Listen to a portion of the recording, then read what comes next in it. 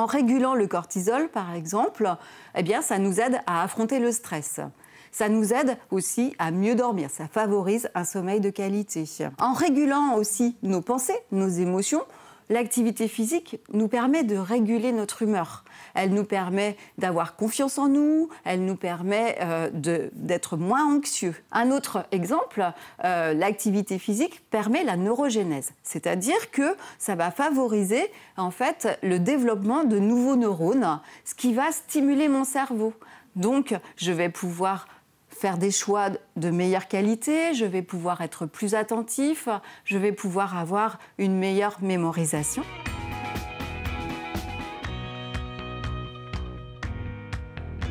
La littérature scientifique en fait a des preuves solides et a permis à l'HAS, donc la Haute Autorité de Santé, de nous donner des recommandations.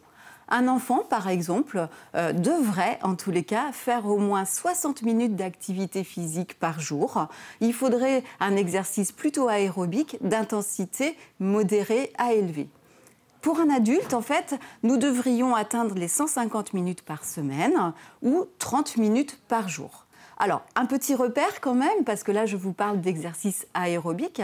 En fait, c'est un exercice sur de la longue durée, on va dire, qui permet en fait une meilleure circulation sanguine via un rythme cardiaque un peu plus élevé et qui vient apporter notre oxygène dans tout notre corps. Une intensité modérée, eh bien, c'est quand j'ai chaud, je transpire un petit peu, mais je peux encore parler quand je fais mon exercice.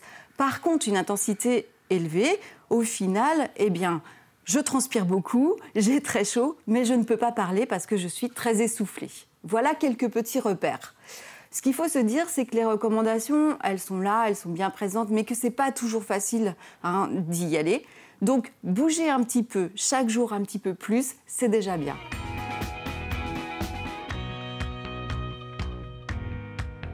De par notre travail, donc nous pensons aux travailleurs du bâtiment, dans la restauration, aux soignants. Il y a l'activité physique de déplacement, c'est-à-dire quand nous allons à notre travail en marchant, en vélo.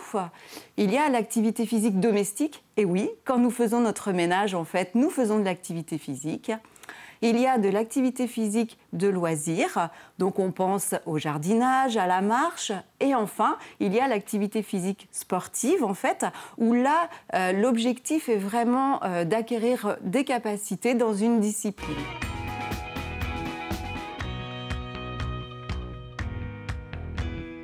N'hésitez pas à contacter les maisons sport santé, notamment au niveau de La Roche-sur-Yon, ou le comité départemental de sport adapté, qui vous indiquera en fait les associations, les clubs sportifs qui seront les plus adaptés pour vous-même. Donc j'espère que cette séquence en fait vous aura donné envie de faire de l'activité physique, parce que ça nous aide à prendre soin de notre santé mentale et parce que c'est vital. Alors je vous souhaite de belles activités physiques.